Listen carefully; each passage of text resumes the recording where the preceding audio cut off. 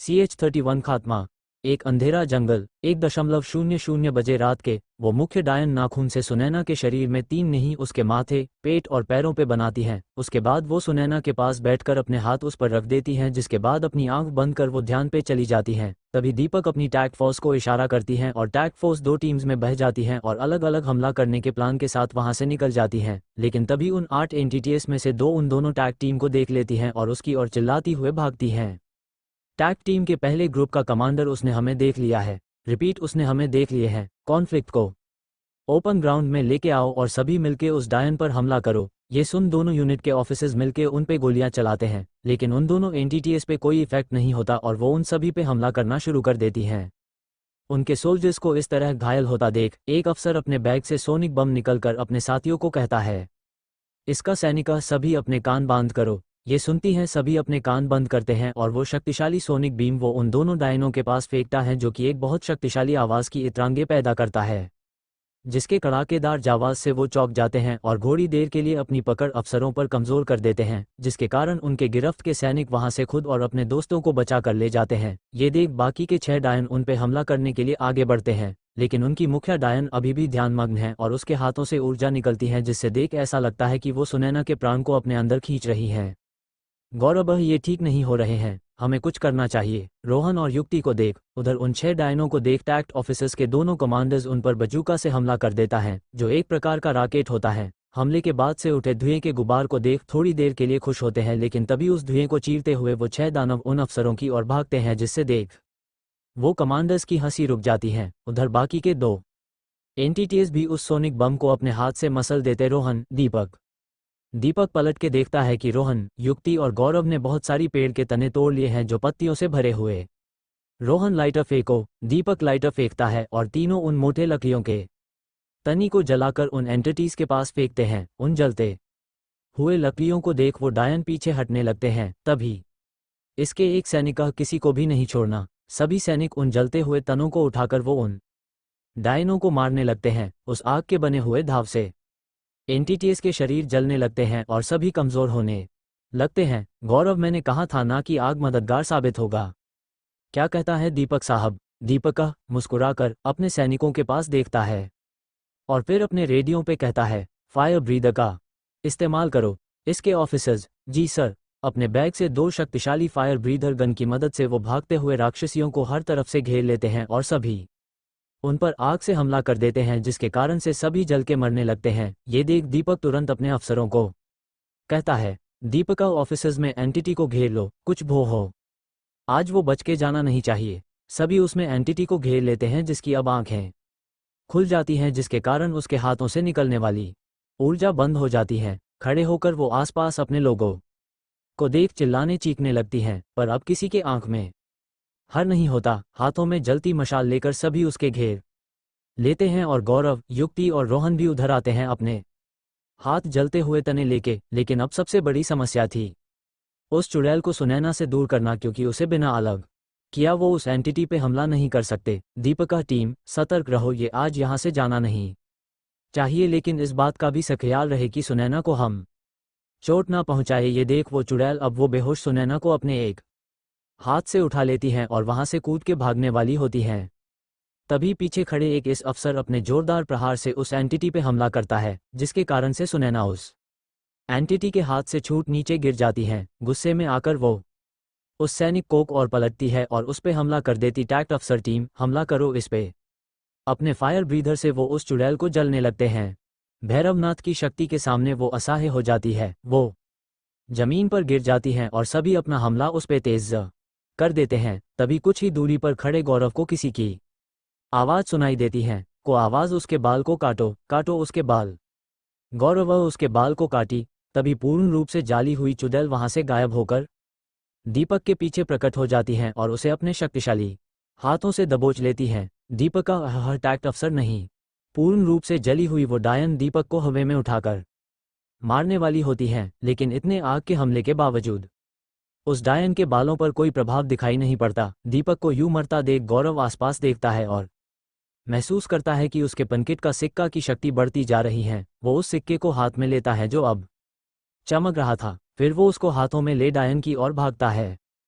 इतने में दीपक अपने पॉकेट से एक सोनिक बम निकालता है और उसके कान के सामने ऑन कर देता है, जिसके कारण वो कराह उठती हैं। फिर दीपक उससे दूर होकर और कान ढके हुए अपने अफसरों से कहता है, दीपका खत्म कर दो इस डायन को। फायर ब्रीदर की अग्नि में पूरी तरह झुलस जाती हैं और आखिर में उसका जला हुआ शरीर जमीन पर गिरता है। कोई हरकत होता ना देख सभी अफसर बड़े सावधानी से उसके पास आते हैं और उनमें से एक कहता है, टैक्ट अफसर सर, भेंट एलिमिनेट हो गया। दीपक जमीन पर बैठकर चैन की सांस लेता है। इतने में गौरव का सिक्का अब चमकना बंद कर देता है और उसके अंदर से गौरव अब कोई भी और को महसूस नहीं करता। कंफ्यूज्ड गौरव उसे वापस अपने पॉकेट में रख देता है। दीपक का ग्रेट वर्क बॉयज, अब इस चुड़ैल के शरीर को लेकर चलो, इसके बारे में हमें बहुत सारी चीजें जाननी हैं। टैक्ट अफसर जी सर। दीपक रोहन और गौरव के पास आता है, शुक्रिया, तुम्हारे इनपुट्स के बिना ये मुमकिन नहीं था। Rohna, thanks sir for listening to us. Deepak मुस्कुराता है और उनकी पीठ थपथपाता है। इतने में थोड़ी दूर युक्ति, जो बेहद खुश है, अचानक उसका ध्यान सुनैना की ओर जाता है, जिसके शरीर में बने चिन्ह बड़े तेजी से चमक रहे हैं और थोड़ी देर चमकने के बाद वो खुद ब खुद चमकना बंद कर देती है। CH-32 mission eye hole mission की साइड से सुबह 4 बजे घायल सुनैना और अन्य घायल अफसरों को एयरलिफ्ट करने के लिए हेलीकॉप्टर के पास लेकर जाया जाता है। इस ऑफिसर्स के रिक्वेस्ट पर 2 हेलीकॉप्टर और मंगवाया जाता है ताकि सैनिक और उस जो मिशन के दौरान मारे गए उनके पार्थिव शरीर को ले जाया जा सके। उसके साथ साथ वीडायन का जला हुआ शरीर भी ले जाया जाता है। इस अफसर सभी हेलीकॉप्टर के पायलट्स के साथ सहयोग कर वहां से निकल जाते हैं। एक हेलीकॉप्टर में जहां दीपक, गौरव और रोहन और अन्य अफसरों को ले जाया जाता है। दीपक के चोट को देख रोहन पूछता है, रोहना, लगता है इसके पहले आपको किसी मिशन पर इतने चोटें नहीं आई जितना इस मिशन पर आई। दीपका, नहीं, चोटें तो आई हैं लेकिन हाँ, इतनी नहीं।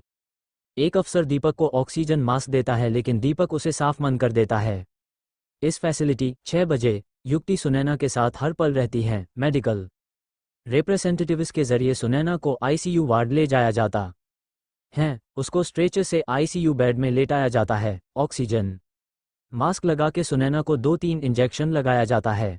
फिर डॉक्टर्स उसके पल्स और हॉट बीट का रीडिंग लिया जाता है। उधर पुक्ति, जो ये सब प्रोसीजर्स बाहर से देखती है, थोड़ी बहुत चिंतित हो जाती है। तभी एक नर्स वहां पर युक्ति को कहती है, नर्म, हम आपको पेशेंट का अपडेट दे देंगे, तब तक आप अपने कमरे में जाएं और थोड़ा आराम कर ले। युक्ति, ठीक है नर्स।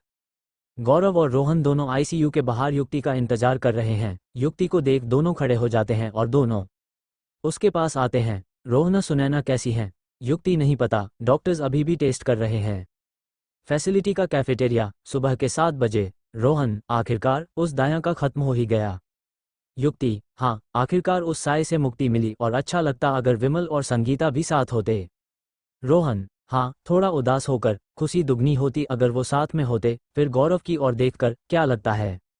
गौरव, कल रात के बाद मैंने उस एंटिटी की कोई एनर्जी फिर फील नहीं की। शायद वो खत्म हो चुकी हैं और कोई मासूम जाने वो अब नहीं ले सकती। तभी एक कैफेटेरिया की कर्मचारी उन सब के लिए चाय लाकर टेबल पर रखती हैं।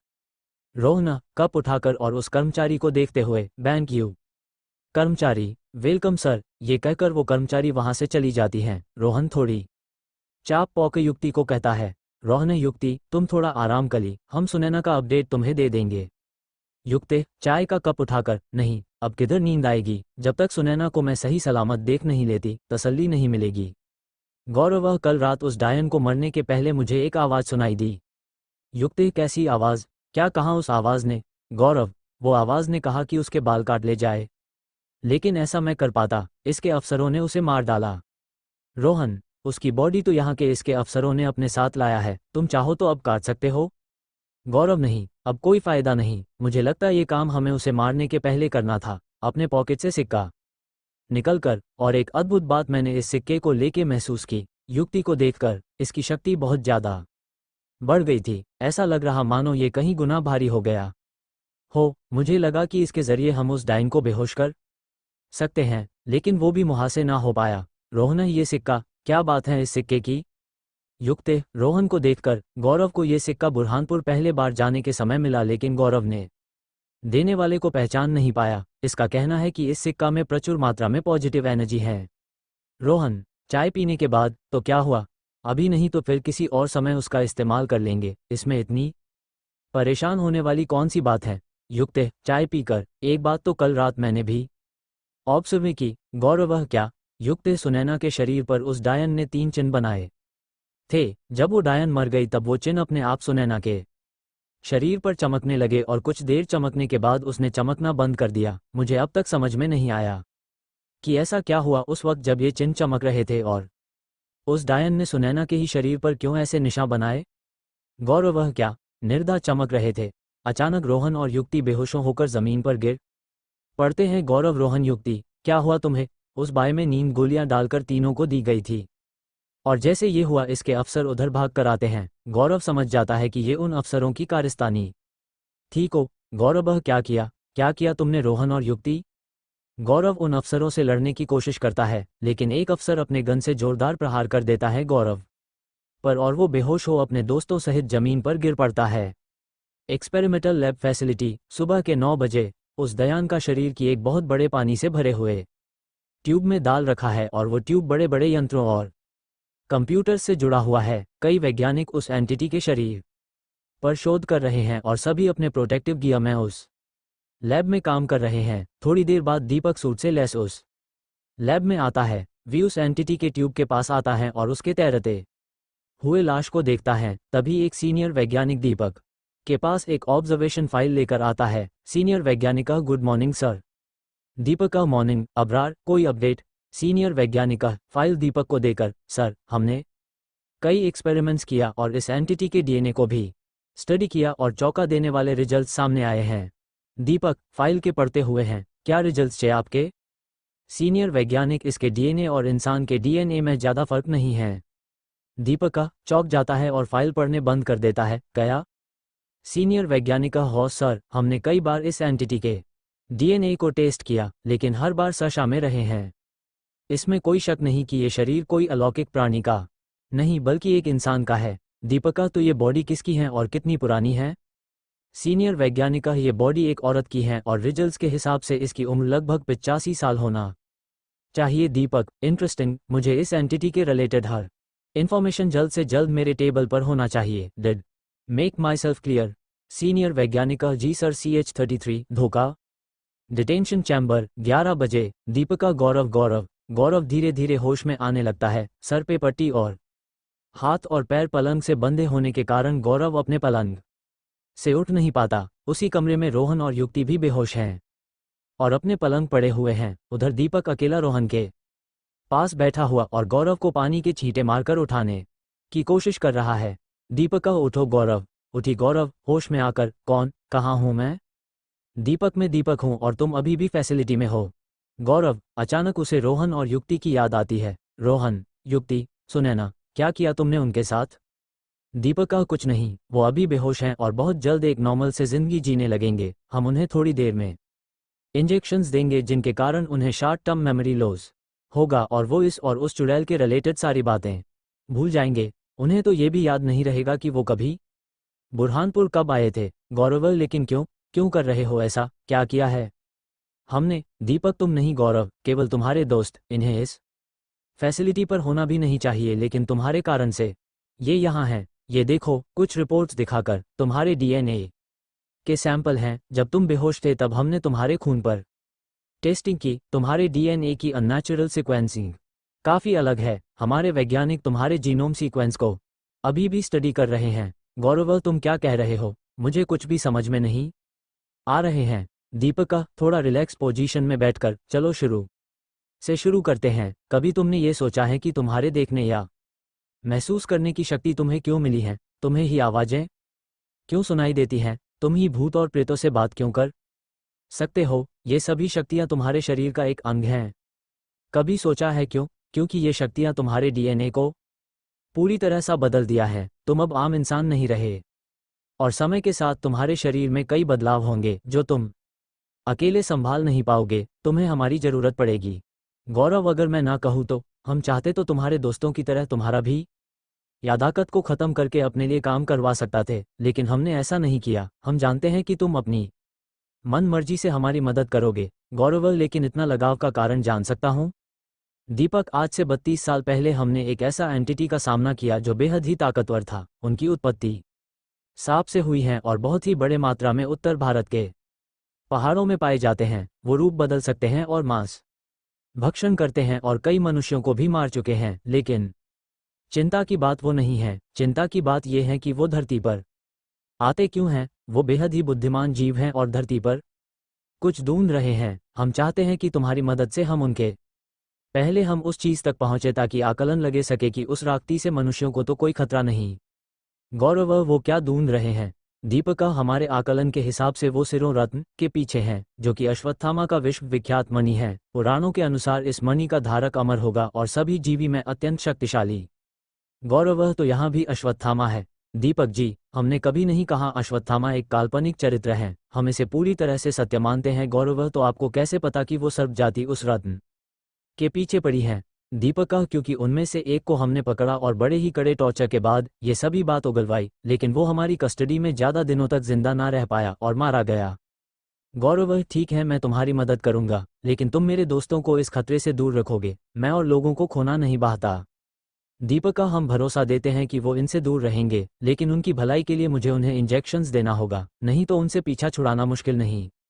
इसकी आईसीयू वार्ड 1:30 बजे। उधर दीपक के संतायना के बावजूद वो सुनैना को मारने का प्लान बनाते हैं। सभी डॉक्टर्स और नर्स एक भयानक इंजेक्शन तैयार करते हैं और सुनैना के शरीर पर इंजेक्ट कर देते हैं। वो इंजेक्शन सुनैना के शरीर में जाने के बाद वो जोर से सांस लेना शुरू करती है। आंख खोल के नर्स और डॉक्टरों से छटपटाते हुए मदद की गुहार मांगती हैं, लेकिन कोई उसकी मदद नहीं करता और उनमें से एक निष्ठुर डॉक्टर अपने घड़ी को देख समय खत्म होने का इंतजार करता है। 2-3 मिनट के तड़पन के बाद सुनैना का शरीर जवाब दे देता है और वो मर जाती है। उसकी पत्या रीडिंग भी बिल्कुल 0 हो जाती है। फिर एक नर्स उसका नब्ज चेक करती है और डॉक्टर को देख के कहती है, nurse, we lost a doctor. Deepak को फोन लगाकर, सर। दीपक का फोन उठाकर, हाँ बोलो। Doctor, sir, mission is successful, we have exterminated her. Deepak का, गुड जॉब, में जा रहा हूँ उधर। अचानक सुनैना की आंखें खुलती हैं और पास में खड़े नर्स की गर्दन की हड्डी तोड़ देती हैं। यहाँ खड़े खड़े नर्स डॉक्टर के आंखों के सामने मर जाती है। डॉक्टर, सर, वो मरी नहीं है, वो तो जिंदा ही गई है। दीपका, गया बक रहे हैं हो। गौरव, कौन मर गई है? एकदम से उसे वहीं चुड़ैल की ऑरा महसूस होती है और वो दीपक को पूछता है, कहाँ है सुनैना? क्या किया तुमने सुनैना को? गौरव दीपक के हाथ को पकड़ने की कोशिश करता है, लेकिन दीपक उसे धकेल बिना कुछ बताए बिना वहां से चला जाता है और पास में खड़ी नर्स को कहता है, दीपका, नर्स, इसे जल्दी से बेहोश करो। नर्स, ठीक है सर। उधर सुनैना पूरी तरह से उस चुड़ैल में तब्दील हो गई है। पलंग से वो डॉक्टर के ऊपर कूदकर उसको बड़े ही बेरहमी से मार देती हैं। अंदर 2-3 सैनिक फायर गन के साथ उस पे हमला करते हैं। सैनिका, हमला करो, और सुनैना के शरीर पूरी तरह से जला देते हैं। सुनैना का निर्जीव जलता हुआ शरीर देखकर सैनिक आपस में कहते, सैनिका, देखा, मर गई। अचानक उन दोनों को सुनैना उनको पीछे से अपने नाखूनों के साथ हमला कर मार देती है। उन सैनिकों का लहूलुहान शरीर जमीन पर गिर पड़ता है। फिर एक जोरदार चीख से वो अपने अंदर से 16 और चुड़ैल जैसी एंटिटीज को निकलती हैं और सभी उस आईसीयू वार्ड से भाग जाते हैं। दीपक पूरी तरह से परेशान फोन पर कहता है कि, दीपका, चलते हुए फैसिलिटी को पूरी तरह से बंद कर दो, वो एंटिटी यहाँ से बाहर जाना नहीं चाहिए। उधर नर्स और एक डॉक्टर गौरव के हाथ में इंजेक्शन लगाने के लिए गौरव को काबू में करने की कोशिश करते हैं, लेकिन गौरव अपनी पूरी शक्ति से उन्हें इंजेक्शन लगाने नहीं देता। नर्स, अरे सीधा बैठ, डॉक्टर को देख, इसको पकड़िए। गौरव, नहीं। रोहन और युक्ति को देख। रोहन, युक्ति, उठो। गौरव अपनी पूरी शक्ति से अपने एक हाथ खोलता है और पास में पड़े ग्लूकोज की बोतल डॉक्टर के सर पे दे मारता है, जिसके कारण वो बेहोश जमीन पर गिर जाता है। ये देख नर्स डर से पीछे हट जाती है। गौरव, मुझसे दूर रह, समझी? नर्स, हो। गौरव अपने दोनों हाथ और पैर के रस्सियां खोल के खड़ा हो जाता है और रोहन और युक्ति की ओर जाता है और रोहन को जोर जोर से हिलाकर उठाता है। गौरव, रोहन, उठो रोहन, जल्दी से। रोहना, अपनी आंखें खोलकर, अरे गौरव, क्या हो गया तुमको? और हम कहाँ हैं? और मुझे इतना चक्कर क्यों आ रहा है? गौरव, सब बताता हूँ, लेकिन हमें यहाँ से जल्द बाहर निकलना होगा। युक्ति को उठाओ, सब कुछ मैं बाद में बताऊंगा। रोहन, ठीक है। उधर सुनैना के रूप में वो चुड़ैल ने कत्ले आम मचा के रखा है। कई एंटिटीज जो उसके शरीर से निकले आग में जलकर मारे गए, लेकिन उससे ज़्यादा इसके ऑफिसर्स और सैनिक मारे गए। फैसिलिटी में बहुत बुरी तरह से आग लग जाती हैं और लोग के बीच अफरा टाफरी मच जाती है। इधर गौरव, रोहन और मुक्ति उस फैसिलिटी के एग्जिट की और भागते हैं, तभी उनके पीछे से दो इसके सैनिक बंदूक लेकर खड़े हो जाते हैं। सैनिका रुको, अपने हाथ ऊपर करो। गौरव, रोहन और युक्ति अपने हाथ ऊपर करते हैं, तभी सुनैना वहां आती हैं और दोनों अफसरों पर झपट पड़ती। सैनिका, गोली चलाओ। दोनों सुनैना पर गोली चलने लगते हैं जो उसे नहीं लगते और वो उन पे हमला कर देती हैं। रोहना, गौरव और पुक्ति को लेकर निकली यहाँ से। वो तीनों सुनैना की आड़ में वहां से भाग जाते हैं और पार्किंग के पास रुकते हैं। रोहन आसपास खड़ी गाड़ियों को देख एक मैं बाकी दोनों को बिठाकर उस गाड़ी को वायरिंग से गाड़ी शुरू कर वहां से निकल जाता है और ठीक उसी वक्त सुनैना खिड़की को तोड़ एग्जिट के पास आती हैं और लंबी लंबी छलांगे मारकर जंगल में गायब हो जाती हैं। उसके पीछे वो इसको पूरी तरह से जलता छोड़ वहां से निकल जाते हैं।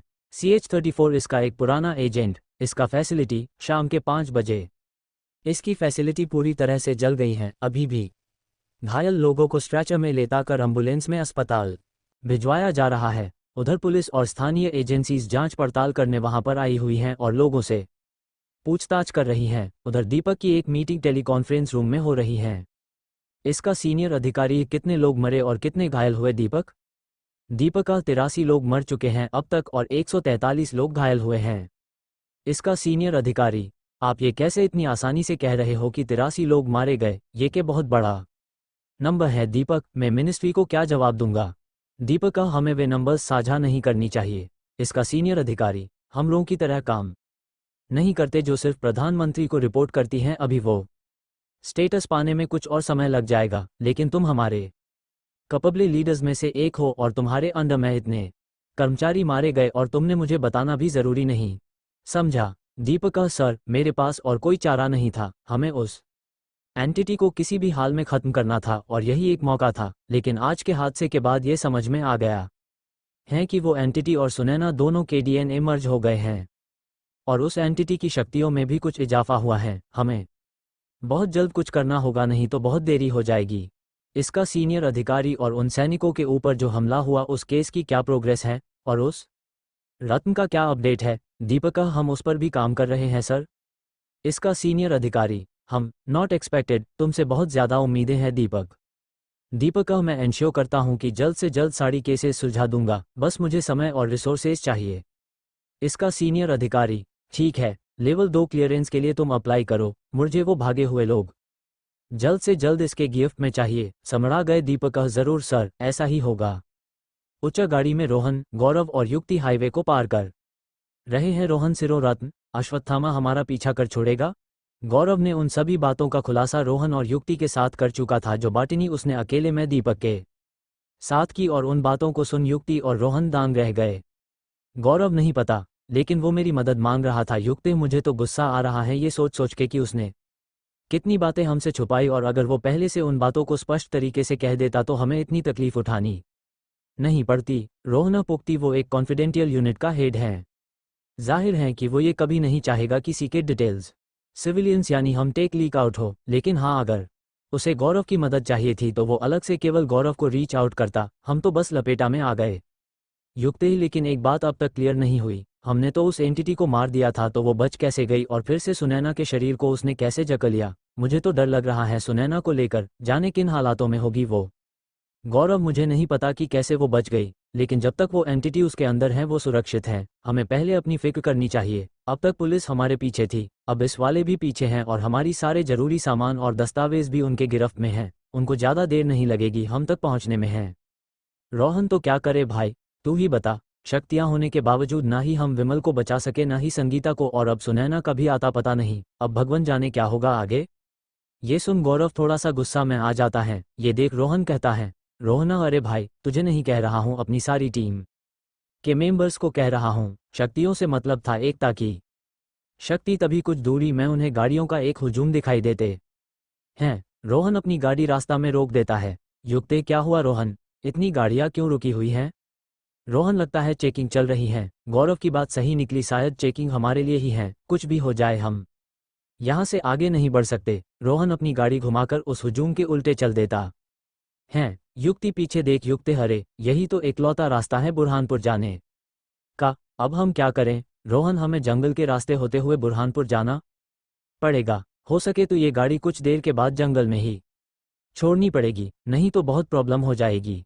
गौरव, लेकिन हम बुरहानपुर किसके पास जा रहे हैं और क्यों जा रहे हैं? रोहना गौरव को देखकर कहता है, हम बुरहानपुर भारत व्यास को पास जा रहे हैं ताकि हमें कुछ जानकारी मिल सके। गौरव, पिछली बार तो उसने साफ माना कर दिया था। रोहन, हाँ, लेकिन इस बार उसके सिवाय हमारे पास और कोई विकल्प नहीं, तो शायद इस बार मदद कर दे। और रोहन गाड़ी चलाते हुए जंगल की ओर मुड़ जाता। भारत व्यास का घर। शाम 7:30 बजे भरत के दरवाजा की घंटी बजती है और भरत, जो अपने घर के हॉल में बैठकर अखबार पढ़ रहा है, छिलके कहता, भरत रामू, दरवाज़ा खोली। लेकिन कोई दरवाज़ा नहीं खोलता। घंटी बजती रहती है और डोर बेल की आवाज़ सुन भरत चीड़ जाता है। वो अखबार गुस्से से अपने पास के मेज़ पर पटक कर कहता, भरत, सारे के सारे निकम्मे निकले हैं, एक काम नहीं होता इनसे। ये कह भरत खुद ही दरवाज़ा के पास जाकर उसे खोलता है और सामने गौरव, रोहन और युक्ति को देख चौंक जाता है। तीनों भरत को देख हाथ जोड़ते हैं और रोहन कहता है, रोहन प्लीज़ सर, हमारी मदद कीजिए, आपके बिना कोई और हमारी मदद करने के लिए राजी नहीं हो रहा। भरत हाथ जोड़कर, ठीक है, अंदर आओ। सभी अंदर चले जाते हैं और भरत घर के बाहर इधर उधर देखने के बाद अपने घर का दरवाज़ा अंदर से बंद कर देता है। रोहन, युक्ति और गौरव तीनों फ्रेश हो जाते हैं और भरत के दिए हुए कपड़े पहन लेते हैं। उधर भरत उनके पुराने कपड़ा जला देता है। फिर थोड़ी देर बाद सभी चाय पीने के लिए बैठते हैं और युक्ति और रोहन अब तक की सारी कहानी भरत को सुना देते हैं। भरत, इंटरेस्टिंग, तो एंटिटी आग से डरती हैं और अपने विक्टिम्स को कंट्रोल करने के लिए अपने शैडो का इस्तेमाल करती हैं। ये सब तो मुझे पता नहीं था, शुक्रिया बताने के लिए बहन। मैं माफ़ी चाहता हूँ सर। भरत, क्यों? रोहन, आपने हमें साफ साफ बोला था कि इस केस से जितना हो सके दूर रहो, लेकिन हमने बात नहीं मानी और अब हमारे दो दोस्त मर चुके हैं और तीसरी ना जाने कहाँ है। भरत, चाय पीने के बाद, उसकी ज़रूरत नहीं, मुझे खुशी है कि अब तुम्हें साथ का आभास हो चुका है। अब आगे जो भी होगा सब ठीक होगा। भरत अपने चाय की प्याली मेज़ पर रखता है। उधर मुक्ति, रोहन और गौरव चुपचाप बैठे हैं। उनको देखकर भरत कहता, भरत, ठीक है, तुमने पिछले बार मुझसे उस एंटिटी के बारे में कुछ सवाल किए थे जिसका जवाब मैंने देना ज़रूरी नहीं समझे, लेकिन अब जो मैं कहने जा रहा हूँ उसे ध्यान से सुझा, तभी तुम अपनी दोस्त सुनैना को बचा सकोगे। CH-35 इसका एक पुराना एजेंट। 2 भरत का घर। रात के 9 बजे गौरव, रोहन, युक्ति और भरत अपनी चाय खत्म कर हॉल में बैठे हुए हैं। अब तक जो भी हुआ उसका ब्यौरा देकर गौरव और युक्ति भरत से मदद की उम्मीद कर रहे हैं, जिससे सुनने के बाद भरत कहता है, भरत, मैंने 15 साल पुलिस में काम किया, जिसके बाद मेरे सर्विस के कारण मुझे इसमें मूव करने का सुझाव आपा, जो उस समय एक बिल्कुल नई यूनिट थी। पहले मुझे लगा कि ये unit national disaster response force, जिसे हम NDRF कहते हैं, उसी की एक सब यूनिट है। लेकिन जैसे जैसे मैंने यहाँ समय बिताया सब कुछ समझ में आने लगा। मुझे आज भी याद है वो केस जहाँ पर हमने एक दानव की प्रजाति खोज निकाली थी और उसे कॉन्टेन किया था। बहुत ही भयानक ऑपरेशन था वो। कई लोग उस मिशन में घायल हुए थे। तीनों भरत की बातों को सुनते हैं और भरत अपने स्मोकिंग पाइप पीते हुए आगे कहता है, भरत, मैं उत्तराखंड से हूँ, लेकिन आज से 11 साल पहले हम बुरहानपुर आए थे इन होने वाली मौतों की रोकथाम के लिए। तब हमने इस एंटिटी की स्टडी की, जिसके बाद इसे पकड़ने के लिए हमने एक जाल बनाया, लेकिन हमारे कई इसके अफसर उस भयानक ऑपरेशन में मारे गए। काश हमें पता होता कि आग से वो डायन डरती हैं और हम उसे एक कारगर हथियार की तरह इस्तेमाल कर पाते। बहरहाल मिशन के फेल होने के बाद हमने उस डायन के मूवमेंट्स पे नज़र रखना शुरू कर दिया और हमने कुछ बातें नोट की। उसमें से पहली थी, नहीं, डायन सिर्फ आदमियों का शिकार करती थी, औरतों का। वो मंदिर के आसपास के हिस्से में लोगों या जानवरों को मारती थी। वो औरतों को तब मारती थी जब उसे अपना शरीर बदलना होता था। युक्ति, ये सुन युक्ति चौंक जाती है, शरीर बदलना? भरत, हाँ, वो शरीर बदलने की ताकत रखती है और ऐसा वो तब करती है जब उसका इंसानी शरीर पूरी तरह से वृद्ध और जर्जर हो चुका है। हमने ऐसा एक उदाहरण देखा जब उसने एक बेहोश स्त्री के शरीर पर कब्जा कर अपनी शक्तियों को उस नए शरीर पर ट्रांसफर कर दिया। रोहन, क्या उसने भी सुनैना के शरीर पर कब्जा किया है? 2 दिन पहले वो किसी प्रकार के चिन्ह अपने नाखूनों से सुनैना के शरीर पर बनाए थे। भरत, हाँ, ये उसका एक पैटर्न है और इसी कार्य के होने के बाद 15-24 घंटे के बीच वो अपना पुराना शरीर छोड़ नए शरीर में घुस जाती हैं। नए शरीर के साथ आती हैं नई शक्तियाँ और उसका एक नया रूप। रोहन, है भगवान, तो क्या उसे ठीक नहीं किया जा सकता भरत पॉसिबिलिटी है, क्योंकि पूरे शरीर पर कब्जा करने के लिए उसे 1 महीने का समय लगता है और तब तक सुनैना को इस बात का आभास हो जाएगा कि उसके शरीर में कोई और भी निवास कर रहा है।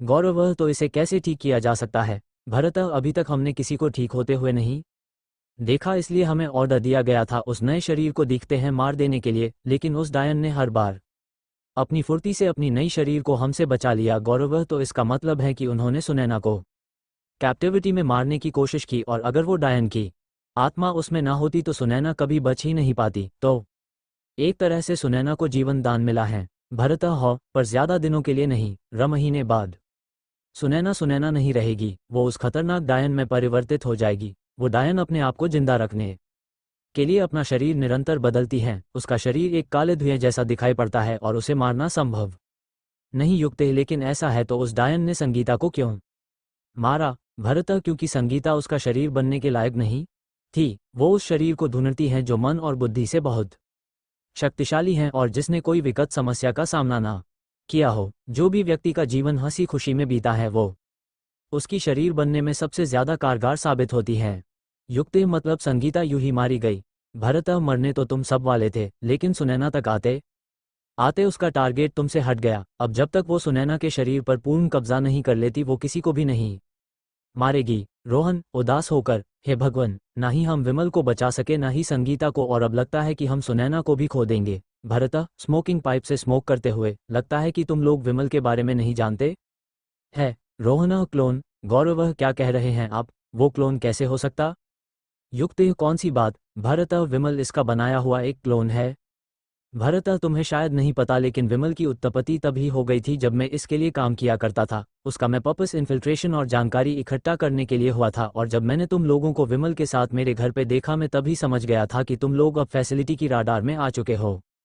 गौरव नहीं, मैं इस बात की नहीं मानता। विमल इंसान था, ना ही कोई क्लोन। आप झूठ बोल रहे हो भरत। क्लोन एक इंसान की रेप्लिका होती हैं, पर इसका मतलब ये नहीं कि वो आम मनुष्यों की तरह ऊर्जा का भाव नहीं छोड़ते। इन्हीं खूबियों के कारण विमल कहीं भी घुल मिल सकता था और मुश्किल से मुश्किल काम कर सकता था। गौरव, मैंने तुम्हारे बारे में बहुत सुना था, पर लगता है कि तुम भी विमल को पहचानने में भूल कर गए। गौरव, लेकिन अभी भी मेरा मंत्र नहीं मान नहीं रहा भरत। चलो कुछ बातें मैं कहता हूँ जिन्हें सुनकर शायद तुम्हें मेरी बातें सही लगे। रोहन और पुक्ति को देखकर, कभी तुमने या उसने उसके परिवार के विषय में बात की? कभी तुम्हें लगा कि उसे जानकारी दूसरों को मुकाबला बेहद ही आसानी से मिल जाती है, या उसे कई बार किसी अननोन नंबर से फोन आते हैं लेकिन वो कभी उन कॉल्स को भीड़ में नहीं उठाते और नंबर काट देता है?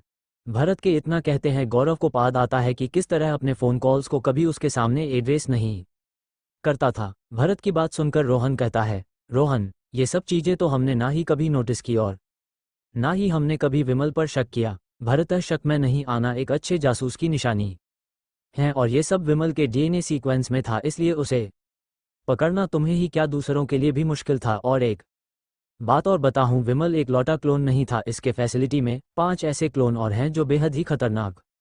रोहना, शुक्रिया सर, आपने हमारे लिए इतनी मदद की। बस एक आखिरी मदद कर दीजिए। हमारे पीछे पुलिस तो पहले से पड़ी हुई थी, पर अब इस वाले भी पीछे पड़ गए हैं। हमें बस कुछ दिनों के लिए एक सुरक्षित जगह चाहिए रहने के लिए, ताकि हम सुनैना को बचने के लिए कोई प्लान बना सके। भरता, चिंता मत करो, मेरे एक पहचान का बंदा रवि पुलिस में है। वो तुम्हारी रहने की व्यवस्था कल तक शहर के बाहर कर देगा, लेकिन मैं उससे बात करके सब कुछ उसे समझा दूंगा। तुम में सो कोई भी उसे आज के वार्तालाप की जानकारी नहीं देगा, ठीक है? युक्ति, जरूर, हम इस बात को गुप्त रखेंगे। भरत, शुक्रिया, मैंने तुम्हें बहुत सारी कॉन्फिडेंटियल जानकारी दी तुम्हारे परिस्थिति को देखते हुए, लेकिन ये जानकारी हर किसी के लिए नहीं है, इसलिए आज की बात जितनी गोपनीय रही है उतना बढ़िया रहेगा। रोहन, जरूर भरत, और आज रात के लिए तुम मेरे घर में रुक सकते हो। खाने की व्यवस्था थोड़ी देर में हो जाएगी। गौरव, शुक्रिया।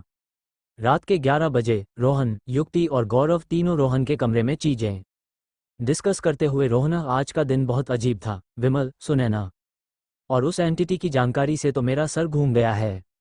युक्ति, हाँ, लेकिन विमल के लिए जो बात उसने कही उसे मेरा मन अभी भी नहीं मान रहा। गौरव, मेरा भी नहीं, लेकिन इसके सिवाय और कोई चारा नहीं है हमारे पास। जब तक हमारे पास कोई तथ्य ना हो हम को भरत की बात माननी पड़ेगी। रोहन, हाँ, उसने हमारी इतनी मदद की, उसके लिए मैं उसका शुक्रगुजार हूँ। गौरव को देखते हुए, एक सवाल है गौरव, तुम्हारे लिए पिछली बार जब तुम इस घर में आए थे तो तुम्हें कुछ महसूस हुआ था। क्या अभी भी तुम्हें वही चीज महसूस हो रही है? गौरव, हो, लेकिन पिछले के बार की तुलना में काम है।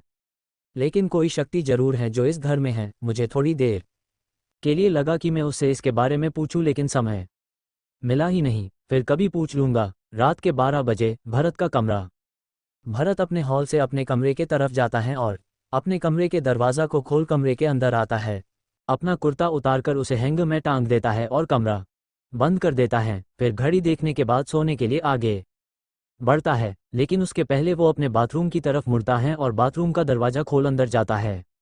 लेकिन अंदर भरत की लाश पड़ी हुई है और उसके बॉडी को देख ऐसा लग रहा है कि उसे बड़े ही बेरहमी से जलाकर मार दिया। भरत का हमशक्ल जो उस बॉडी को देखता है मुस्कुराने लगता है और मुस्कुराते हुए उसका रूप उस सर्पदानव में बदल जाता है। वो सर्पदानव कहता है, सर्पदानव भरत, तुम्हें मारने के सिवाय और कोई चारा नहीं था। हमारी योजना के लिए तुम्हारा मरना जरूरी था। CH-36 साजिश। रात के 1 बजे एक अनजाना जंगल। सुनैना एक सुनसान जंगल में घायल पड़ी है। उसे सपने में अपने हाथों मरते हुए इसके अफसर दिखाई दे रहे हैं। वो महसूस कर सकती है कि उसका खून का चस्का लग गया है और वो अपने आप को रोक ही नहीं पाती। सुनैना, रुको, मत मारो, रुको। लेकिन सुनैना की अंतरात्मा अपने शरीर को नियंत्रित नहीं कर सकती। वो देख रही है कि लोग उस पर गोलियों की बौछार कर रहे हैं और आग से उस पर हमला कर रहे हैं, लेकिन वो लोगों को मारना नहीं छोड़ती। सुनैना बहुत ही पीड़ा में, मत मारो, छोड़ो, छोड़ो। लेकिन लात गिरती रहती हैं एक के बाद एक। अचानक से सुनैना की नींद खुलती है और वो उस अंधेरे सुनसान जंगल में पूरी तरह से अकेली हैं। अपने फटे और कहीं से लथपथ कपड़ों को देख सुनैना को एहसास होता है कि सुनैना वो सपना नहीं, सच था।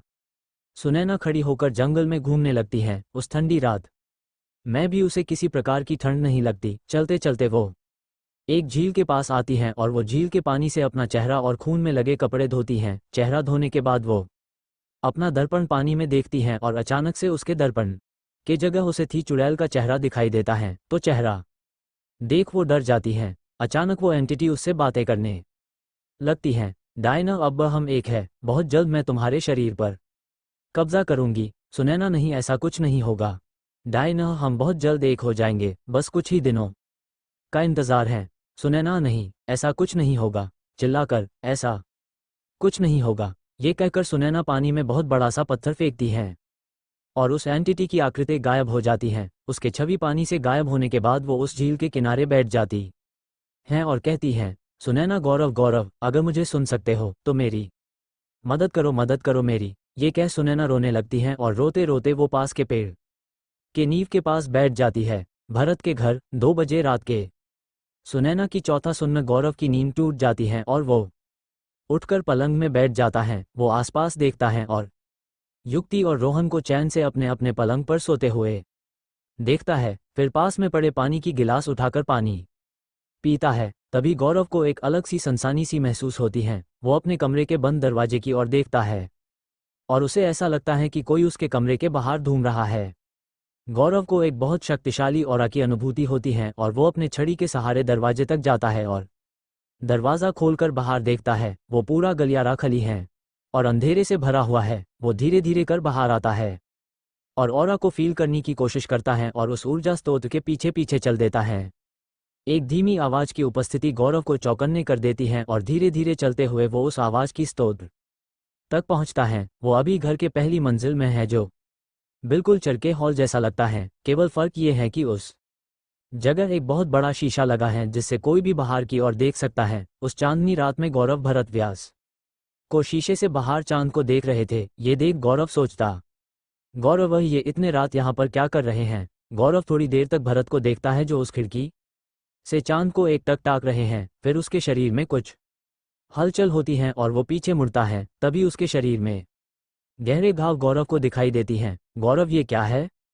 भरत का शरीर पूरी तरह से खून में लटपट था और उसका आधा सर, गाला और कंधा पूरी तरह से जला हुआ था, जैसी किसी ने उसके ऊपर तेजाब फेंक दी हो। दूसरी चीज, गौरव ये नोटिस करता है कि भरत जमीन से 2-3 फीट तैर रहा है। उसके चेहरे पर कोई भाव नहीं होते और वो वहीं से तैरते हुए सामने की दीवार पार कर चला जाता है। ये देख गौरव सहम जाता है और वही वो नीचे जमीन पर बैठ जाता अगली सुबह 9:30 बजे रोहन और गौरव का बेडरूम। गौरव सो रहा है और रोहन उसको उठाते हुए कहता है, रोहन, गौरव, गौरव, उठो, उठो, 9:30 बज रहे हैं, अभी तक सोए हो तुम? गौरव अपने आंखों खुलती हैं और आंखें मलते हुए पूछता, गौरव क्या 9:30 बज गए?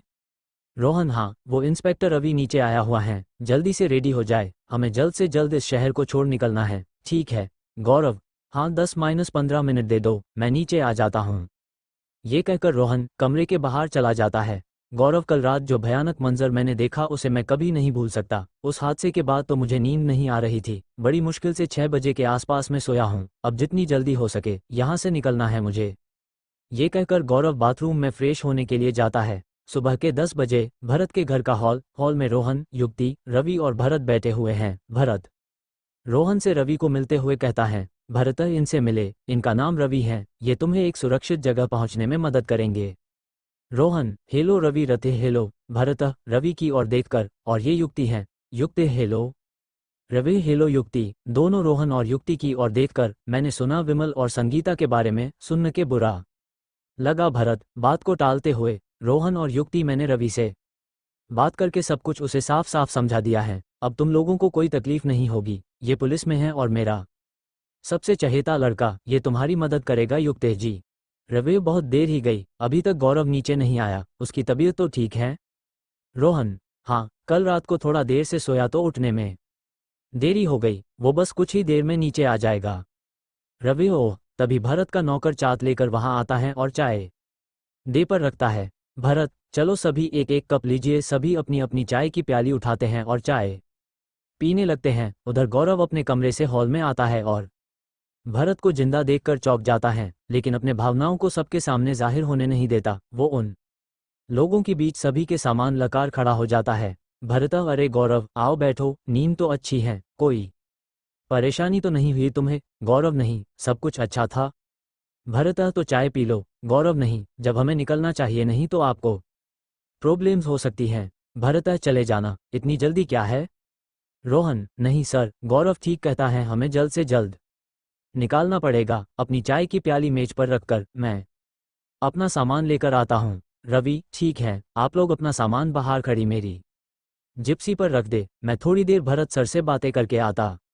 रोहन, ठीक है, चलो। युक्ति, युक्ति, हाँ चलो। थोड़ी देर बाद गौरव अपना सामान गाड़ी में रखने के बाद जिप्सी के अंदर बैठ जाता है। उसके पीछे पीछे रोहन और युक्ति अपने अपने सामान लेकर आते हैं और गाड़ी में रखते हैं, और सभी गाड़ी के पास रवि का इंतजार करते हैं, जो भरत के साथ किसी जहां विचार विमर्श में लगा है। ये देखा रोहन, ये रवि थोड़ा अटपटा सा लग रहा है। गौरव, के घर है यो?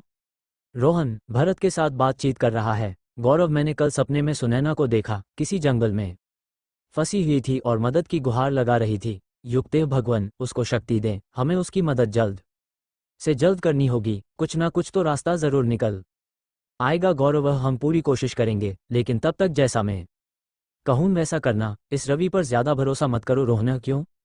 गौरव, अभी समय नहीं, मौका मिलने पर सब बता दूंगा, अभी जितनी जल्दी हो सके यहाँ से हमें निकलना होगा। रोहन सोचने के बाद, ठीक है। इतने में पीछे से रवि आकर कहता है, रवि तो तैयार है सब? युक्त, हाँ, भी थी वे, हम जा किधर रहे हैं? रवि, एक ऐसी जगह जो तुम्हें बहुत पसंद आएगी। CH-37 ताकोश का रहस्य। रीवा का जंगल, मध्य प्रदेश। दोपहर 12:30 बजे एक चरवाहा अपनी गायों और बकरियों को चराने के लिए जंगल में ले आया है। उसके भेद बकरियां और गायें वहां चुपचाप खड़े हो घास चार रही हैं। चरवाहा छांव में बैठ अपने फोन की वाईफाई ऑन कर वीडियोस देखना शुरू करता है। चरवाहा, हाँ, ये देखता हूँ, कुछ मजेदार दिख रहा है। इतने में उसे एक फोन आता है। चरवाहा कॉल उठाकर, हेलो, हाँ माँ, नहीं खाना? नहीं खाए, खाएंगे थोड़ी देर में। हम कहाँ हैं? हम थोड़े अंदर जंगल के आ गए हैं। हाँ, क्यों आए? अरे यहाँ मवेशी की लिए प्रचुर मात्रा में खाना है। खेतों के पास किधर है मम्मी? सभी तो पास वाले सुनील की मवेशी खा लेते हैं, कुछ मेरे मवेशियों के लिए बचता नहीं। हाँ, चिंता मत करो, जंगल मैं है तो क्या हुआ, नजर बनाए हुए हैं, कोई भी जंगली जानवर हमारे रहते हुए हमला नहीं कर सकता। हाँ, आप चिंता मत कर, शाम तक हम आ जाएंगे। ठीक है, रखते। कॉल काट के वो वापस अपने फोन में वीडियोस देखने लगता है। उसकी मवेशियों को बीच बीच में वो अपने नज़र में रखता है ताकि कोई जंगल के अंदरूनी इलाके में चरने ना गया हो। थोड़ी देर बाद उस चरवाहे को नींद आने लगती है। चरवाहा उबासी लेते हुए, मवेशी तो सही सलामत है, एक काम करता हूँ, थोड़ा सो जाता है, जब तक ये पेट भर लेंगे तब तक मेरी नींद भी पूरी हो जाएगी। ये कहकर वो अपना फोन पॉकेट में डाल पेड़ से अपना शरीर टीकाकार और अपनी आंखें कपड़े से ढककर सो जाते हैं। बीच बीच में गायों की घंटी की आवाज़ चरवाहा को ये एहसास दिलाती रहती है कि उसके मवेशी उसी के सामने हैं, और वो आराम सो जाता है। कुछ घंटे बीत जाते हैं और वहीं बहुत शांति है। नींद में पूरी तरह डूबा चरवाहा अपने आसपास के माहौल से बिल्कुल अनजान है, और उधर उसके चरवाहे भी घास चरते चरते वहां से थोड़े अंदर की और चले जाते हैं। वहां जंगल से सट्टे पड़ों और चट्टानों के बीच एक बड़ी गुफा स्थित है, लेकिन चरवाहे ने कभी भी उस गुफा में किसी जंगली जानवर को नहीं देखा, और उसी कारण से गांव के चरवाहे कभी कभी वहां अपने मवेशियों को घास चरने के लिए ले आता थे। लेकिन गांव के बुजुर्ग किसी कारण वश कभी भी ये हिदायत अपने बच्चों को नहीं देते पास के जंगल जाने की। बहरहाल एक गाय घास चरते चरते उस गुफा के पास आकर चरने लगती है, लेकिन उसे शांत माहौल में भी एक भयानक दानव गुफा के अंदर घात लगा के बैठे हैं। वो मौका ढूंढ रहा है उस पल का जब वो गाय गुफा के और करीब आ जाएगी और वो उस प्राणी को मारकर जिंदा निगल लेगा। थोड़ा और समय लग जाता है, लेकिन वो दानव अपने धैर्य को नहीं छोड़ता। वो और इंतजार करता है, और बिल्कुल वहीं समय पर वो गाय उसके लक्ष्य के समीप आ जाती है। बिजली की फुर्ती के भांति वो दानव उस गुफा से निकलकर उस गाय पे हमला कर देता है। उस गाय की मरती हुई चीखें दूसरे मवेशियों में भय का माहौल उत्पन्न कर देती हैं, और सभी अफरा तफरी में इधर उधर भागने लगते हैं। उस हुड़दंग में उस चरवाहे की आंखें खुलती हैं, और अपने डरे और भागते हुए चरवाहों को देख वो कहता है, चरवाहा, हे भगवान, क्या हुआ इन्हें? तुरंत उठकर यो जंगल के अंदर जाता है मामले के छानबीन करने, और एक भयावह दृश्य को देखता है जिससे देख उसका हलक सूख पड़ता है। वो देखता है एक बहुत ही बड़े सांप को जिसने उसकी गाय अभी अभी निगली है। उस सांप की लंबाई काम से काम 42 फीट की थी, और उसका वजन 150 से 1500 किलो रहा होगा। उसके शरीर की बनावट एक किंग कोबरा की भांति थी, जिससे लोग अक्सर नागराज भी कहते हैं। भय से लहूलुहान वो चरवाहा उस नाग को देखा बोलने की स्थिति में नहीं होता, और वहां से डर के मारे विपरीत दिशा में चिल्लाते हुए भाग जाता है। चरवाहा, महादेव, महादेव बचाओ, महादेव बचाओ, बचाओ। वो सांप और कोई नहीं बल्कि सरपराज ताकोश था, जो धरती पाए सिरो रत्ना की प्राप्ति के लिए आया हुआ था। नागलोक रहने वाले प्राणी अक्सर धरती पर आया करते हैं। जगत भर में ऐसी कई किस्से कहानी बड़े सांपों को लेके जिसने लोगों की बुद्धि चक्र दी है। अमेरिका और वियतनाम युद्ध के समय ऐसी कई परिस्थितियां आई जहां पर अमेरिकी सैनिकों का इन विशाल सांपों से सामना हुआ। वियतनाम के स्थानीय लोग इन्हें बुल ईटर्स कहते थे, क्यों कि एक ही बारी संपूर्ण सांड को निगलने की शक्ति रखता था। लेकिन जो नाग आज उस चरवाहे ने देखा वो कोई साधारण नाग नहीं बल्कि एक शाही प्रजाति का नाम था, और जिसकी नसों में वासुकी का रक्त दौड़ रहा था। अपने भोजन को संपात करने के बाद ताकोश अपने असली रूप में आता है और अपने आसपास देख कहता, ताकोश, कितना कुछ बदल गया है पृथ्वी पर। जब हम इस जंगल में आए थे तो तब सब कुछ कितना भिन्न था, और आज कितना अलग दिख रहा है। किसी ने सब कहा है समय बहुत बलवान है। ये कहने के बाद ताकोश एक छोटे नाग में परिवर्तित हो जाता है और धीरे धीरे उधर से रेंगते हुए आगे बढ़ जाता है। ताकोश के समुदाय पाताल लोक के शक्तिशाली तक्षक वंश से आते हैं। हजारों वर्षों पहले जब मनुष्य पशुओं के भांति जीता था, तब मनुष्यों को विकसित करने का कार्यभार ताकोश के पूर्वजों को स्वयं शक्तिशाली अनंत शेषनाग द्वारा मिला। इस अनुरोध को पूरा करने के लिए ताकोश के पिता तक्षकराज निशंक पृथ्वी पर अपने अनुयायियों के साथ आए और उन्होंने मनुष्यों के मानसिक उत्पत्ति का कार्यभार संभालना शुरू कर दिया। उनके निरंतर प्रयास और मेहनत के कारण मनुष्यों की सभ्यता कुछ ही सालों में बेहद उक्त हो गई और उनकी सभ्यता एक ऐसे आधाम पर पहुंच गई जिससे देव और नाग अत्यंत प्रसन्न थे। अब कार्य पूरा होने के पश्चात निशंक और उनके अनुपापी को पाताल लोकशीय लौट जाना था, लेकिन ऐसा हुआ नहीं। निशंक और उसके अनुयायी मनुष्य सेवा सत्कार में खो गए और उन्होंने कई मानव स्त्रियों के साथ संबंध बनाकर कई शक्तिशाली दानवों को जन्म दिया, जिन्होंने संसार पर आतंक महा दिया। ये देख नागों के सम्राट वासुकी और भगवान विष्णु के वाहन गरुड़ ने कई दानवों शांघार किया और आज्ञा का पलायन न करने के लिए सम्राट वासुकी ने निशंक और उसके अनुयायियों को श्राप दिया को वो अब से वो सभी पृथ्वी पर वास करेंगे, जानवरों के मांस का भक्षण करेंगे और उनका निवास ऐसी जगहों में होगा जहां मनुष्य का जाना वर्जित होगा। निशंक और अन्य नागी के विनती के बावजूद वासुकी ने कोई दया नहीं दिखाई और वहां से चले गए, जिसके बाद से वो पृथ्वी पर कैद हो गए और 2 भागों में विभाजित हो गए। उनमें से एक धरती के नीचे अथवा पहाड़ों के पास रहते थे और दूसरी प्रजाति जो अत्यंत भयावह थी जल में रहने लगी। साकोश को इसी कारण पाताल लोक में रहने वाले सभी निवासियों से ईर्ष्या करता था और उस लोक को नष्ट कर देना चाहता था। शाम के 4 बजे एक आदिवासी की झोपड़ी सुनैना अपने गहरे नींद से जागती हैं और अपने आप को एक छोटे से झोपड़ी में पाती हैं। उस झोपड़ी में बेहद ही काम सामान है। सुनैना उठकर देखती है कि उस घर में एक चूल्हा है, कुछ बर्तन, खाने का सामान और एक बटाई जिस पर वो सो रही थी। सुनैना अपने कपड़ों को देखती है जिसे किसी ने बदल दिया है। ये देख सुनैना सोचती है, सुनैना कहाँ हूँ मैं? आदिवासी स्त्री, तो उठ गई आप? सुनैना उस आदिवासी स्त्री को देखती है जो सांवले रंग की है। उसका शरीर केवल एक साड़ी से ढका है, हाथ में कुल्हाड़ी और कुछ नीम के पत्तों की टहनियाँ अपने बगल में दबा वो अंदर आती हैं और सुनैना की आगे खड़ी हो जाती। सुनैना आप कौन हैं? और मैं कहीं हूँ। आदिवासी स्त्री, हम यहाँ पास के जंगल में रहते हैं और यहाँ के उगने वाली चीज़ों से गुजर बसर करते हैं। ये कहकर वो 21 साल की स्त्री चूल्हे के पास बैठ जाती है। सुबह हमने आपको तालाब के पास घायल अवस्था में देखा, आपका शरीर लहूलुहान था। हमने तुरंत आपको इस कुटिया में लाए, आपकी मरहम पट्टी की और आपके कपड़े बदले, लेकिन आप इस तरह से बेहोश थी कि आपको ये सब चीज़ें होते हुए अंदाजा भी नहीं हुआ होगा। सुनैना थोड़ी सी कंफ्यूज होती है पर उस लड़की को देख कुछ देर बाद शांत हो जाती है। वो स्त्री कुछ खाना एक बर्तन में दाल गरम गरम सुनैना को देती है। आदिवासी स्त्री, लीजिए खाए। सुनैना, नहीं मैं ठीक हूँ। आदिवासी स्त्री, खाए, आपका शरीर छोटी से उभर रहा है, उसको पोषण की जरूरत होगी। सुनैना खाने का बर्तन लेकर शुक्रिया खाना शुरू करती है। आदिवासी स्त्री, तो आप कहाँ से हैं? यहाँ कैसे आई? और आपको में चोट कैसे लगी? सुनैना खाते हुए कुछ देर सोचती है, पता नहीं, कुछ याद नहीं आ रहा। ये कहकर सुनैना बात को घुमा देती है। वो आदिवासी स्त्री वापस खाना बनाने लग जाती है। सुनैना, तो तुम ये अकेली रहती हो क्या?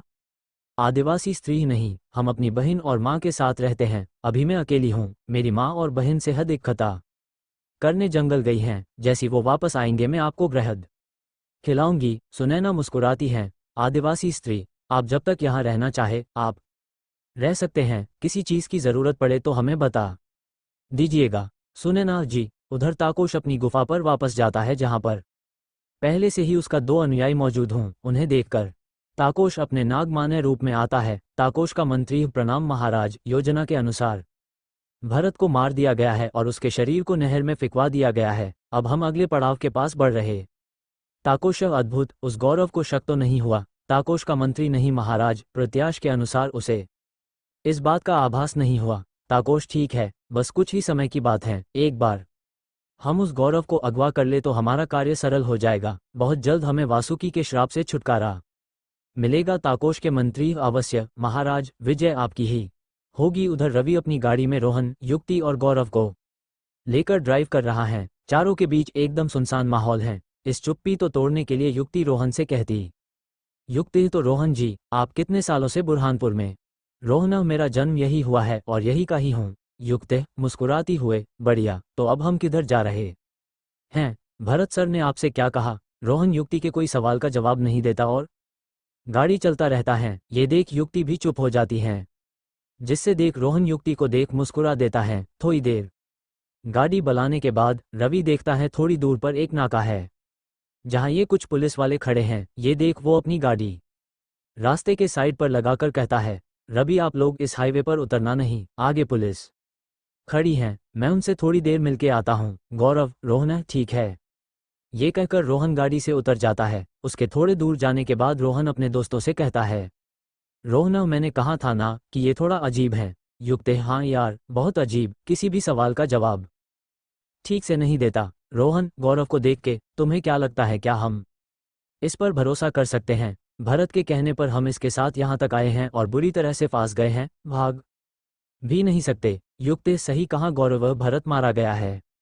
रोहन, युक्त, क्या कह रहे हो? हमने तो आते वक्त उसे देखा था, ताज़ा चंगा था वो। तुम्हें कैसे पता वो मर गया है?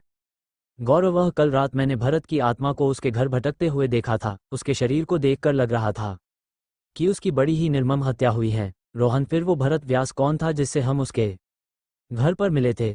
गौरव, मुझे नहीं पता, लेकिन मैं यकीन से ये कह सकता हूं कि वो असली भरत व्यास नहीं हो सकता। तुम ही पूछ रहे थे ना कि मुझे भरत के घर पे इतना अजीब क्यों लगता है, क्योंकि उसके घर में एक बहुत बुरी तरह के वाइब्रेशंस मैंने फील की और वही ऊर्जा मैं भरत के अंदर से भी महसूस कर रहा था जब कल रात को हम उससे बात कर रहे थे। मुझे लगता है कि पहले से ही यो शक्तियाँ उस पर नज़र रख रही थी और जैसे उन्हें मौका मिला उन लोगों ने उसे मार दिया। पर सवाल यहाँ उठता है, क्यों? युक्ति है तो अगर हम गौरव के लॉजिक से जाए तो हम रवि पर भी भरोसा नहीं कर सकता। क्या लगता रवि के विब्रेशंस कैसे हैं? गौरव, इसके वाइब्रेशंस में कोई गड़बड़ी नहीं है, ये एक इंसान ही है, लेकिन हम फिर भी इस पर विश्वास नहीं कर सकते। मौका मिलता है हमें इससे दूर भागना होगा, लेकिन उसके पहले रवि से इसके प्लान के बारे में पता करना होगा। रोहन, हे भगवान, कौन से भ्रमजाल में फंस गए हम?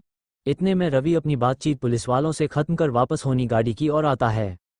युक्ति, वो आ रहा है, सभी सतर्क बैठो और कुछ बातचीत इस बारे में ना हो। रोहन, हाँ जरूर। रवि गाड़ी में बैठता है और कहता है, रवि, मैंने बात कर ली, अब हम यहाँ से निकल सकते हैं।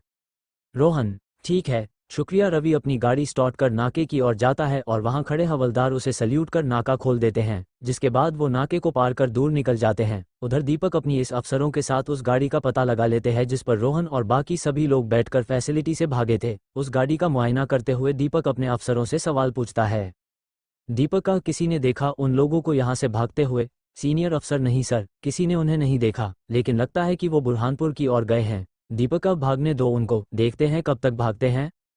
CH-39 खुलासा, अगली सुबह के 4 बजे खखेश्वर मंदिर। खैरेश्वर मंदिर के द्वार के आगे कैमरा फिक्स करता हुआ एक रिपोर्टर और कैमरामैन। रिपोर्टर, ठीक से रात के सब कुछ रिकॉर्ड हुआ ना? कैमरामैन, हाँ सब रिकॉर्ड हुआ। रिपोर्टर, ठीक है, अब पंडित जैसे द्वार खोलेंगे, कैमरा को सींचा मुझ पे, फिर ज्योतिर्लिंग पे फोकस करना। ठीक है कैमरामैन, हाँ ठीक है। तो इतने में खैरेश्वर मंदिर के मुखिया पंडित आते हैं। वो द्वार के पास आते हैं और दरवाजे का ताला खोलने लगते। रिपोर्टर, पंडित आ गए, पंडित आ गए, कैमरा मुझ पर फोकस कर जल्दी से। कैमरामैन, ठीक है। रिपोर्टर, कैमरा रिपोर्टर पर फोकस करते हुए, नमस्कार। आज हम इस पुरातन मंदिर पर पिछले 2 दिन से आप तक एक अद्भुत चमत्कार को लाने की कोशिश कर रहे हैं। वो चमत्कार अश्वत्थामा की है। जी, वही अनुत्थामा जो पिछले 5000 सालों से धरती पर विचर रहे हैं। जी हाँ, आपने ठीक सुना, ये वही अश्वत्थामा है जिन्हें भगवान कृष्णा ने आप देकर सदा सदा के लिए अमर बना दिया, लेकिन जिसके भारी परिणाम भी थे। वो नित्य इस खोरेश्वर मंदिर पर, जो एक समय पर उनका घर भी रहा, वहां नित्य रोज लोगों से चिपकर भगवान शिव की पूजा करने आते हैं। हमने कल स्वयं कपाट बंद करने के पहले देखा था कि शिवलिंग पर कुछ भी चढ़ा नहीं था। मुखिया पंडित ने प्रतिमा को फूल पत्तियों से विहीन कर और मूर्ति को साफ करने के बाद मंदिर के कपाट बंद कर दिया। लेकिन हर सुबह मंदिर के कपाट खुलने के बाद भगवान भोलेनाथ के प्रतिमा पर नियमित रूप से कोई ना कोई जल और फूल चढ़ा जाता है। आइए आज देखें प्रतिमा पर जांच, कोई विशेष परिवर्तन हमें देखने मिलेगा या नहीं। ये कहकर रिपोर्टर और कैमरामैन मंदिर के प्राण प्रतिष्ठा की ओर चल देते हैं, जहां पर मुखिया पंडित उन लोगों का इंतजार कर रहे हैं। रिपोर्टर मुखिया पंडित से पूछता है, रिपोर्टर, तो कहिए पंडित जी, आज कोई मुखिया परिवर्तन दिखा रहा है प्रतिमा पर? मुख्य पंडित, आप स्वयं देख लीजिए।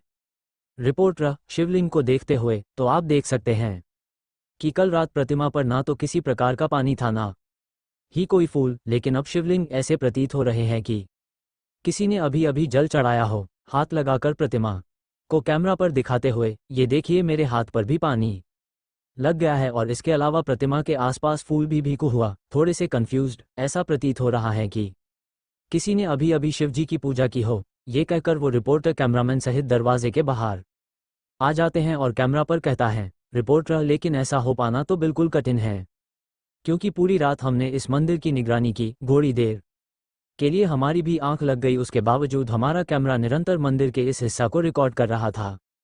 और यकीन मानिए, हमें कुछ भी कैमरा पर नहीं दिखा जिसके आधार पर हम कह सके कि किसी ने मंदिर के इस विभाग में प्रवेश किया हो। ये एक चमत्कार है जो हजारों सालों से यहाँ के लोग देखते आ रहे हैं, और कितना भी चाहे कुछ चीजें अनसुलझी रहती हैं। कैमरामैन अंकुर के साथ रविंदर, खैरेश्वर मंदिर से न्यूज़ पॉइंट। ये कहने के बाद कैमरामैन अपना कैमरा नीचे कर देता है और रिपोर्टर उसके पास आकर पूछता है। रिपोर्टर कैमरामैन के पास आता है जो रिकॉर्डिंग को देख रहा है, सब ठीक है, कोई रिटेक की जरूरत तो नहीं?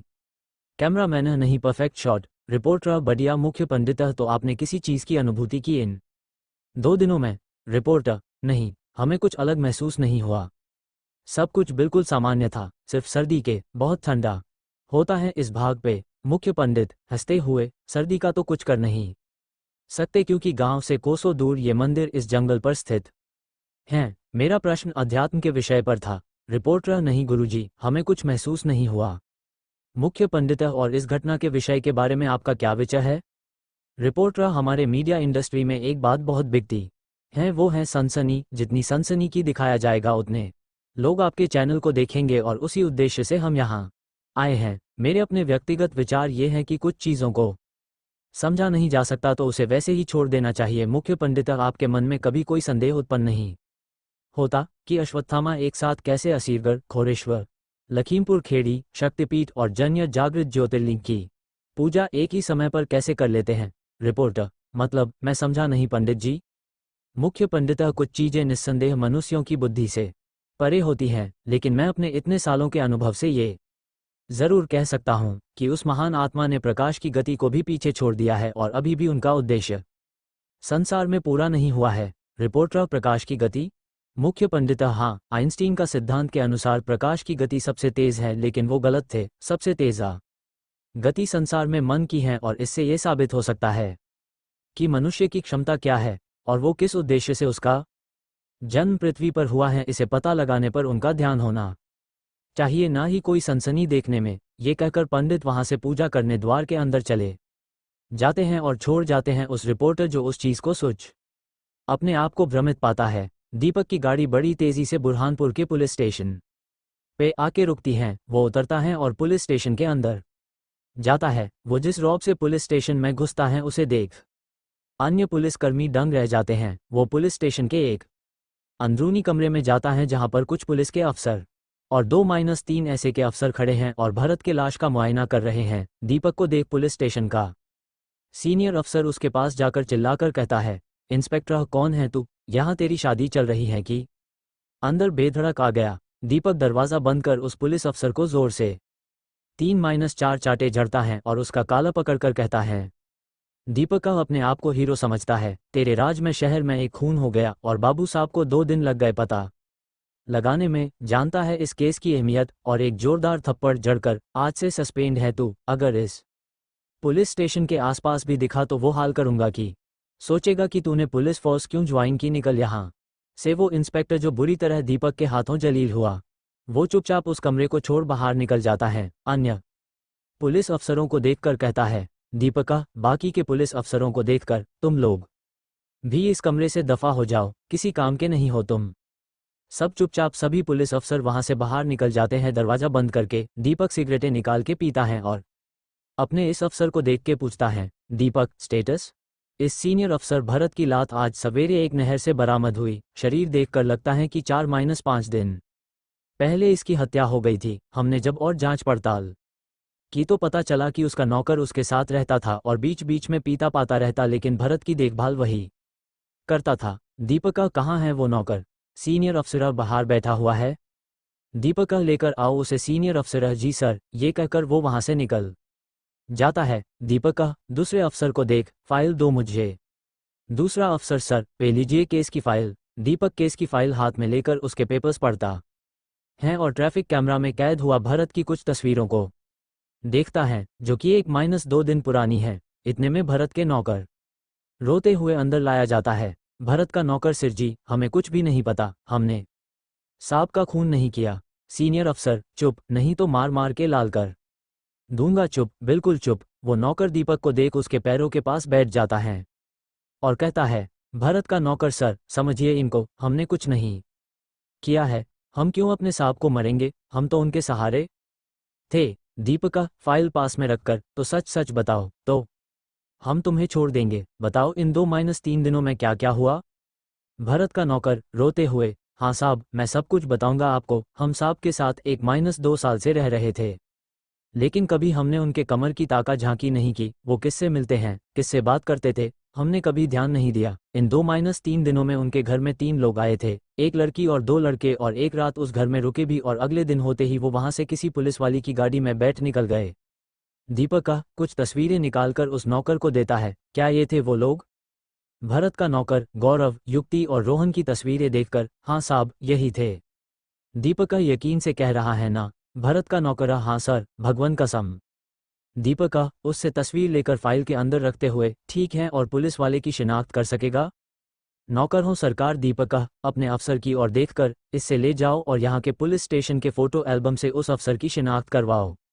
सीनियर अफसर, ठीक है सर। नौकर को देखकर, चल, ये कहकर वो अफसर उस नौकर को अपने साथ ले जाता है और दरवाज़ा बंद कर देता है। दूसरा सीनियर अफसर, सर, ये भरत का खून किस वजह से हुआ होगा? दीपक, भरत इसमें काम कर चुका है। मुझे लगता है कि सुनैना को ठीक करने के लिए गौरव और उसके साथी उसके पास आए थे कुछ जानकारी इकट्ठा करने के लिए, और उसके पहले ही किसी बहरूपिये ने भरत को मारकर उसकी जगह ले ली। मुझे लगता है कुछ जानकारी के तहत उस बहरूपिये ने उनका भरोसा जीता और फिर उनको किसी अनजाने जगह पर भेजने का प्लान बनाया होगा। उस अफसर को देखकर तुम एक काम करो, उस अफसर की शिनाख्त वो नौकर करता है, उसके फोटो कॉपीज सभी पुलिस स्टेशन में भिजवा दो ताकि हम उस पुलिस अफसर को पकड़ सारा प्लान उगलवा सके। दूसरा अफसर, जी सर। ये कहकर वो भी कमरे के बाहर चला जाता है। दीपका, कुछ तो है जो मेरे पकड़ में नहीं आ रहा, इसे जल्दी से जल्दी सुलझाना होगा। CH40 दुविधा। रोहन, गौरव और युक्ति लगभग 2 दिनों से रवि के साथ चल रहे हैं। शहर के रास्ते होते हुए वो जंगलों की ओर बढ़ रहे हैं। रात में उन्होंने एक छोटे से होटल में बिताया और फिर सुबह सुबह रवि उस होटल का पेमेंट कर दूसरों के साथ बाहर निकल जाते हैं, गौरव और उसके बाकी साथियों के। रवि का ठंडा व्यवहार बहुत खटकता है, लेकिन परिस्थिति को देख वो उसके साथ चल देते हैं। थोड़ी देर गाड़ी चलाने के बाद वो एक छोटे से गांव के ढाबा पर खाना खाने के लिए रुकते हैं। रवि, जल्दी से सभी खाना खा लो, हम थोड़ी देर में निकलेंगे। रोहन, अभी तक आपने बताया नहीं कि हम जा कहाँ रहे हैं। रवि, इंतज़ार करो, सब कुछ पता चल जाएगा तुमको। ये कहकर रवि ढाबा की ओर चला जाता है और ढाबे के मालिक को उन तीनों की ओर इशारा कर उनके लिए खाना लगाने को कहता है और हाथ पैर धोकर अलग जाकर खाना खाने के लिए बैठ जाता है। उधर रोहन, गौरव और युक्ति भी एक अलग जगह बैठ अपने खाने का वेट करते। युक्ति, इसकी अकड़ खत्म ही नहीं हो रही है।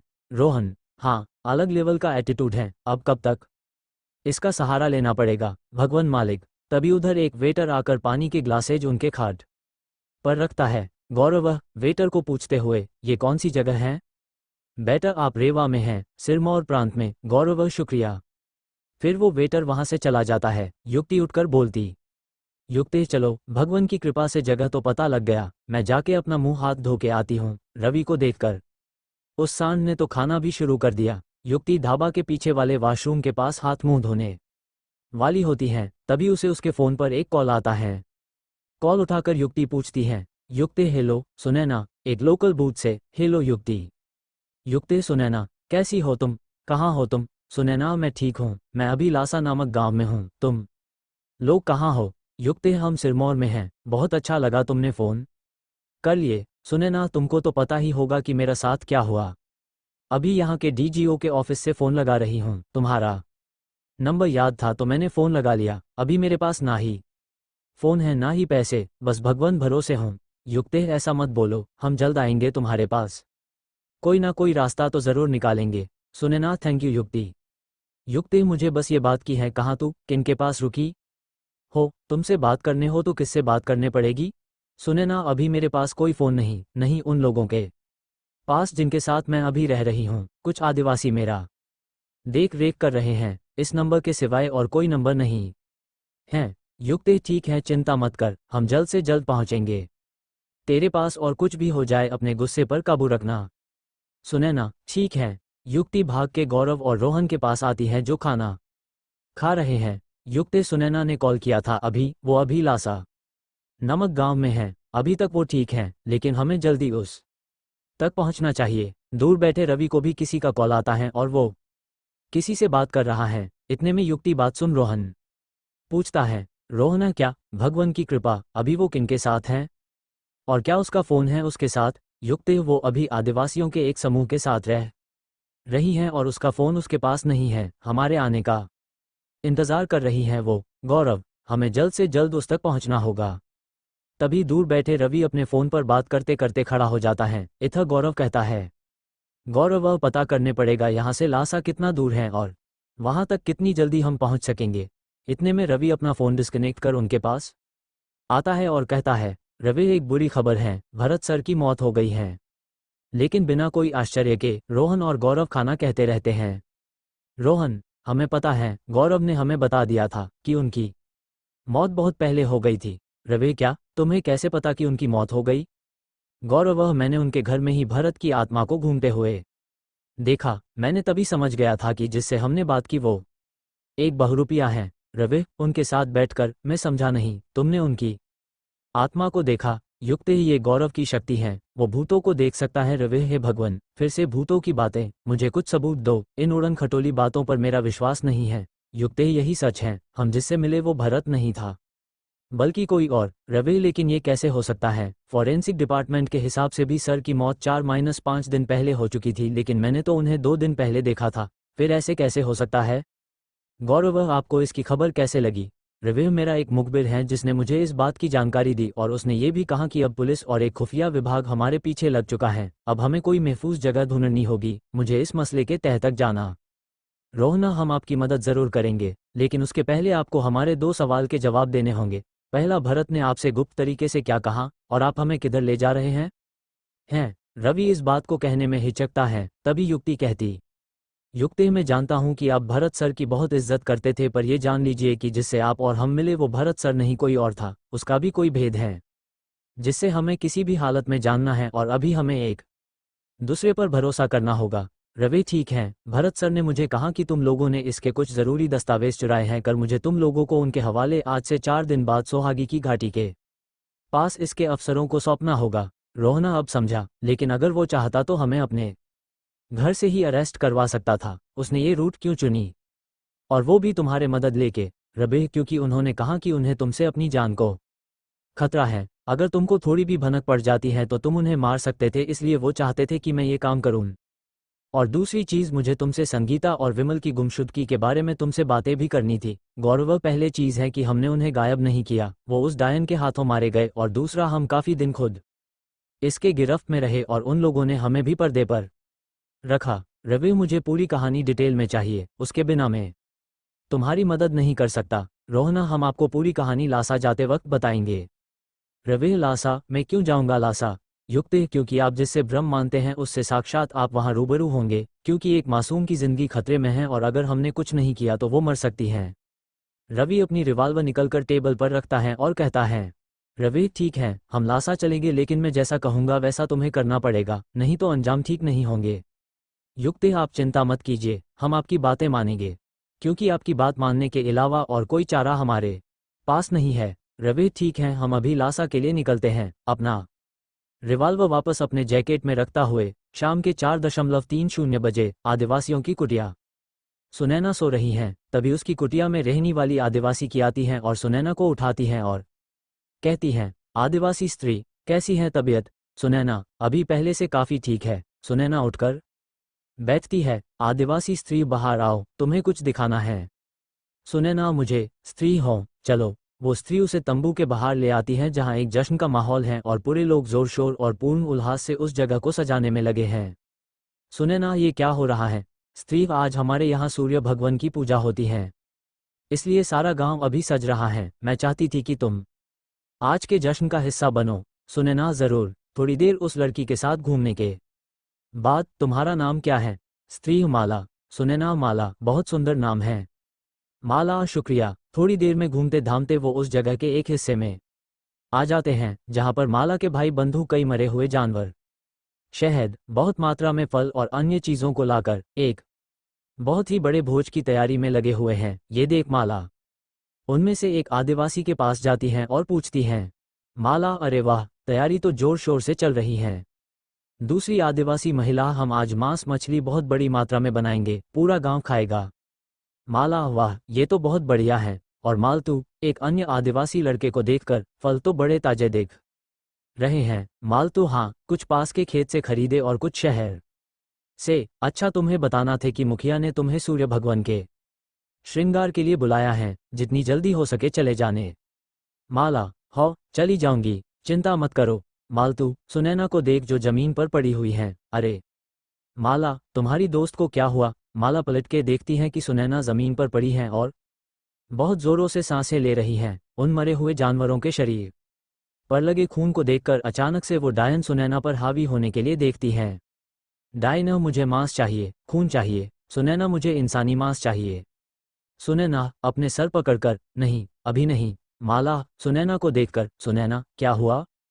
माला सुनैना को देखती हैं जिसके चेहरा अब लाल हो गई हैं और आंखें पूरी काली। ये देख माला सुनैना के पास भागती है, लेकिन सुनैना वहां से उठ के विपरीत दिशा में भागती हैं। उसके तेजी को देख सभी लोग वहां चकित हो जाते हैं। मालतू, हे भगवान, ये तो बहुत तेज भागती है, इसे तो हम में से कोई भी नहीं पकड़ सकता।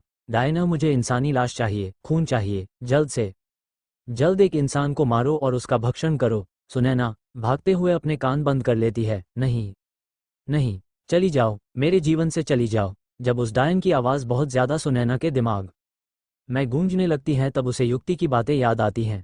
युक्ति, कुछ भी हो जाए अपने गुस्से पर काबू रखना। सुनैना भागते हुए, हाँ, मुझे अपने गुस्से पे काबू रखना पड़ेगा, अपने ऊपर काबू रखना पड़ेगा, नहीं तो किसी मासूम की जान जा सकती है। ये कहते हुए वो आगे दिखते हुए तालाब में छलांग मार देती हैं और डूब जाती हैं। उस बेहोशी की स्थिति में भी उसे उस डायन की आवाज़ आती है, डायना, तुम कुछ भी कर लो, मरोगी नहीं, बस कुछ समय की बात है, तुम्हारा शरीर मेरा है, सिर्फ मेरा।